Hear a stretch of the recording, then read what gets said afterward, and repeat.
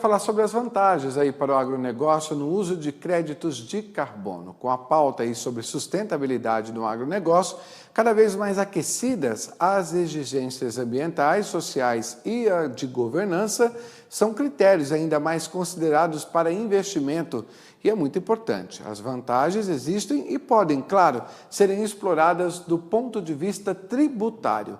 Para explicar sobre isso, nosso convidado aqui é Fernando Azevedo, advogado tributarista e sócio fundador da banca Azevedo Maia Advogados Associados. Boa noite, Fernando Azevedo, seja bem-vindo aqui conosco. Boa noite, Marcelo, tudo bem? Tudo ótimo, a gente fica feliz com você aqui. Eu gostaria que você comentasse sobre esse mercado aí de créditos de carbono que pode trazer aí grandes oportunidades de negócios e investimentos aí para a agricultura, né? Com certeza, é um mercado que está bem aquecido, né? Até considerando o Brasil com a posição que tem com a floresta amazônica. E ele é um mercado que ele pode ser bem atrativo como uma fonte de receita adicional para as empresas, né? Porque ele, tributariamente, ele é discutível a incidência do ICMS e do ISS sobre essa receita. Então, é bem atrativo, só nesse ponto de vista já é bem atrativo, né? E fora os incentivos fiscais que eventualmente possam surgir em detrimento desse comércio, porque tem uma proposta legislativa que ainda está tramitando e possivelmente poderá aí ter uma isenção de contribuição social sobre o lucro líquido, PIS e COFINS também. Fernando, de quanto que seria aí essa isenção, né? Quando a gente fala em termos de números, o quanto que os setores podem se beneficiar com isso? Por exemplo, a cana-de-açúcar, o cacau, o café, laranja, mandioca e entre outros produtos, né? Colocando na ponta aí do papel, como que a gente pode definir isso em números? Olha, quando a gente fala que não tem a incidência do ISS e do ICMS, a gente está falando em não pagar nada, né? Efetivamente não ter um custo, uma despesa com esses impostos, né? E aí quando a gente fala da isenção também dos impostos federais, que é a contribuição social sobre o lucro líquido, a gente está falando numa empresa normal em 9% sobre o lucro, né? Então seria esse o benefício. PIS e COFINS depende do regime de apuração, né? Mas geralmente varia de 3,65% a 9,25%. Ô Felipe, é importante destacar, né, um termo, né, que a gente estava até discutindo agora há pouco aqui, que é a inteligência jurídica para a execução aí desses serviços, né? E os produtores têm que ficar atentos, né?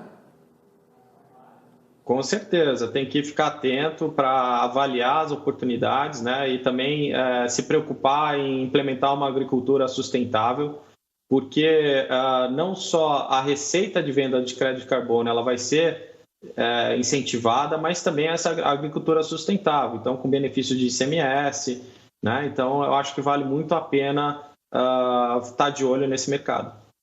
Na sua opinião aí, as empresas têm aumentado essa participação aí nos últimos anos, estão atentas a essas oportunidades?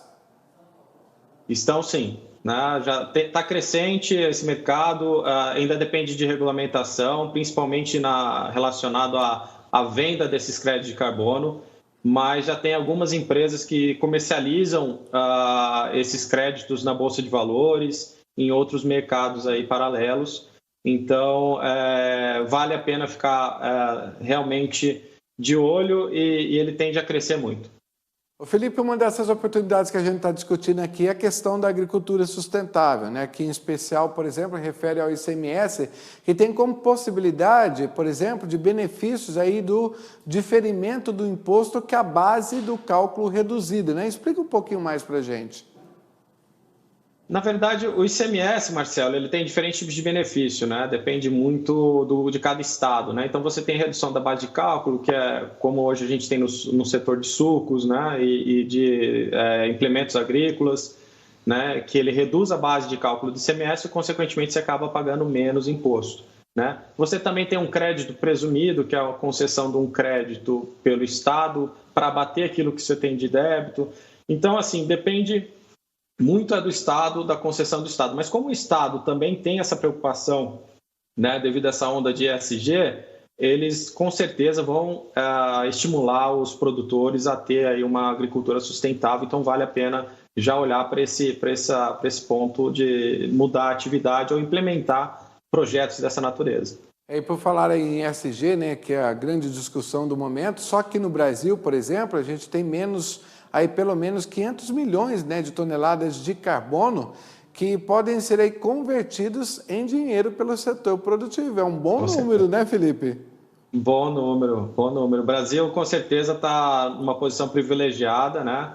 Obviamente que tem uma discussão se a preservação ela geraria os créditos de carbono, enfim, eu não sou especialista nessa parte regulatória, mas com certeza o Brasil está numa posição privilegiada e vale a pena a gente se preocupar até para as futuras gerações e pelo planeta, né? Quando se fala na questão das florestas, por exemplo, um número importante aqui, olha só, de 5 bilhões de toneladas, né?